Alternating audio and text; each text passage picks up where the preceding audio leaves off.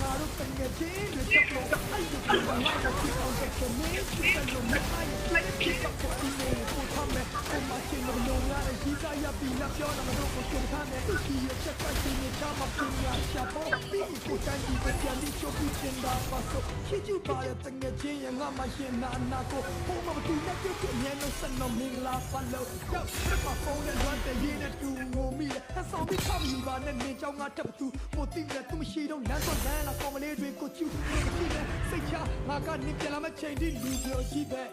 ရန်ကုန်မြို့မှာမိုးရမိုင်းပြရွာရင်လွမ်းနေလိုက်တာနိုင်စားမရနာချင်းရိုင်းသွားတဲ့ရာဇဝင်တွေလိုတိုင်းတစ်ပါးတရှာမချစ်ဖို့ငါတို့တငယ်ချင်းတွေဝိုင်းတာချမှာအသက်သူလို့ရတော့ကြာချင်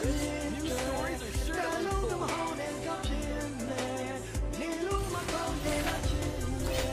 ရှင်တပြရသဆောင်ရဲ့မျိုးတွေရဲ့အဝဲနေလာကြပါမနဲ့ကြောက်တယ်အားလုံးစောင့်နေတယ်ရှင်ချီရဲ့အမြင်ပြန်လာခွဲနေလို့မကောင်းရတော့တကယ်ချင်းတွေဆုံးရင်ပြောတာသူ့ချောင်းပါပဲသူတို့တကယ်ချင်းတွေဆုံးရင်ပြောမှာသူ့ချောင်းပါမလဲနေချမ်းမှာပါစေအဲ့ကလေးထဲငါဆူတောင်းတာတဲ့ကျိုးနဲ့ချီပြီးနေတဲ့လို့ဖို့မိုးပြန်ဘူးပေါင်းရှာဝဲ